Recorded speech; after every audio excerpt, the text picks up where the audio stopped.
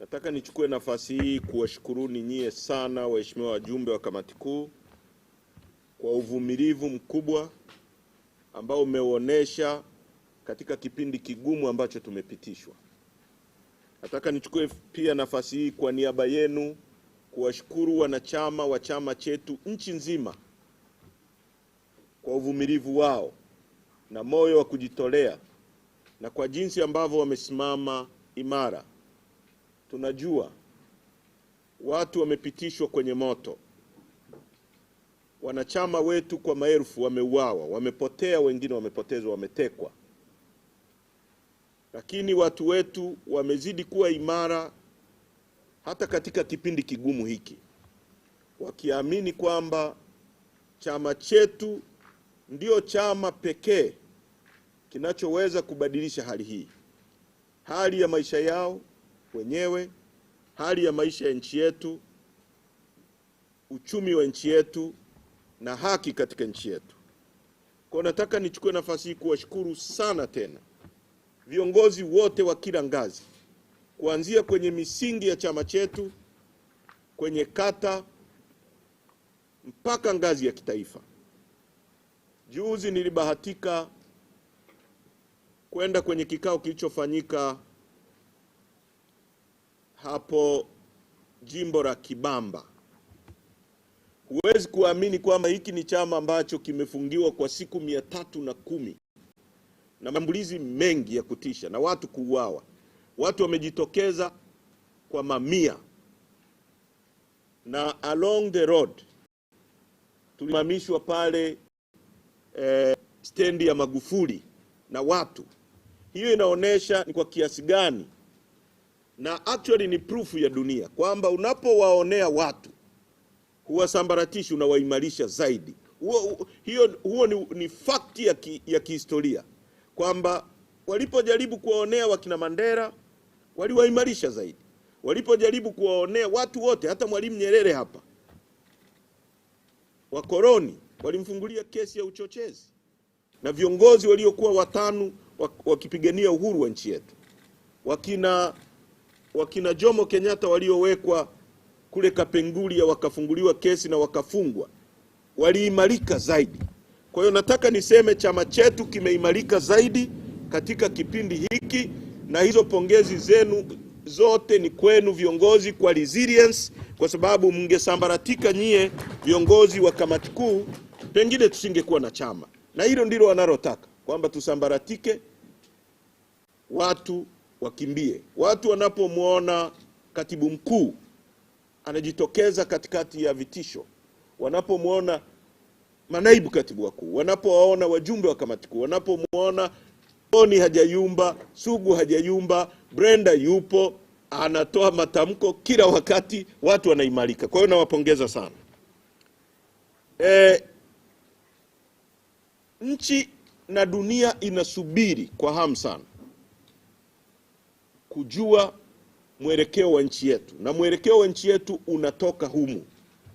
Nataka niliseme ili kwa uzito mkubwa muelewe kwamba hapa mlipokaa hatima ya nchi yetu iko mikononi mwenu. Kwa hiyo mjue uzito wa majukumu mnayobeba. Kama ulikuwa unajiona kwamba wewe ni mtu wa kawaida tu, ujue kwamba kwa fact dunia inasubiri na nchi inasubiri kujua mwelekeo wa nchi yetu. Hiki ndio chama kikuu cha siasa za nchi hii, na ndicho chama kinachotoa mwelekeo wa siasa za nchi yetu. Kwa hiyo muelewe kwamba kwa siku mbili ambazo mtakuwa hapa, mjadili mambo kwa utulivu, na mkielewa kwamba Watanzania wanataka kujua, na sio Watanzania tu. Katibu mkuu baadaye atatoa taarifa hapo, miongoni mwa watu ambao tumekutana nao kwa siku za karibuni wamesema nini kuhusu mwelekeo wa chama chetu na maamuzi tutakayotoa. Kwa hiyo mnapaswa kujua kwamba nchi iko mikononi mwenu, na mnapaswa kufanya uamuzi wa busara, na baada ya hapa kwa kweli tuelekeze nchi kwenye yale ambayo tunatarajia yafanyike. Jambo la tatu ni msimamo wetu, na tunasisitiza kwamba mimi sikupaswa kukaa hapa naongoza hiki kikao. Mtu aliyechaguliwa na mkutano mkuu kuongoza vikao vya aina hii ni Tundu Lissu. Sisi wengine ni wasaidizi wake. Tunaitaka serikali dhalimu ambayo haijachaguliwa na wananchi imwachie Tundu Lissu mara moja. Na hii ni kauli ya chama chetu, ni kauli ya mkutano mkuu, ni kauli ya wanachama wote. Lolote litakalompata Tundu Lissu akiwa mikononi mwa hao watu haitaeleweka, haitakubalika. Kwa tunasisitiza kama tulivyosema tena na tena kwamba tunataka Lissu aachiwe mara moja, kwa sababu hana kosa. Kutumia court processes kuonea watu, kwenda kupaki kesi mahakama ya rufani ili kunyima haki. Justice delayed is justice denied. Kwa mwaka mzima kesi kubwa yenye mwelekeo wa nchi imekuwa stalled, mahakama wanapiga danadana.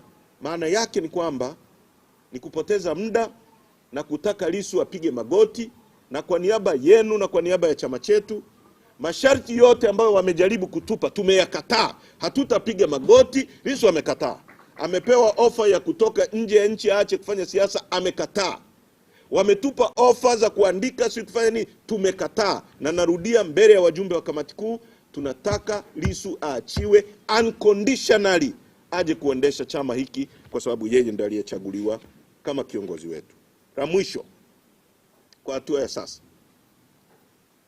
kwa wanachama wetu na viongozi nchi nzima, tumetoa agizo la kusajili wanachama na kwenda kuanza kuignite structure za chama zianze kufunction. Mikutano mikuu kila jimbo, kila kata, na kwenda kusajili watu. Watu wana mwamko mkubwa sana wa kutaka kujiunga na chama chetu. Hii ndio fashion. Chadema ndio fashion ya nchi. Kila mtu anayetaka kuonekana mtu sane, mwenye uelewa, mwenye mwelekeo, mwenye mapenzi mema na nchi, lazima ujinasibishe na Chadema. Ukionekana wewe ni mtu wa kutoka upande mwingine, si chama kingine, watu wanakuona wewe ni mhujumu uchumi tu, kwa sababu chama ambacho kinaaminika na wananchi ni hiki hapa. Ndio chama cha siasa kinachoweza kufunction hata ambapo hatukuwepo. Wakati hatupo tumefungiwa. Vile vyama vyao mmevisikia. Chadema imerudi, kila mtu ana furaha. Siasa imerudi na tutafanya siasa. Sasa kwa sababu hizo tumeagiza wanachama wetu kusajili wanachama wengine wapya na kuingiza idadi kubwa zaidi ya wanachama kwenye chama. Tunajua Dodoma walikuwa wameanza na watu wamekamatwa Dodoma. Viongozi wetu watano, naomba hiyo karatasi yenye majina hiyo. Wamekamatwa viongozi wetu eneo la Sabasaba Dodoma wakiwa wanasajili wanachama.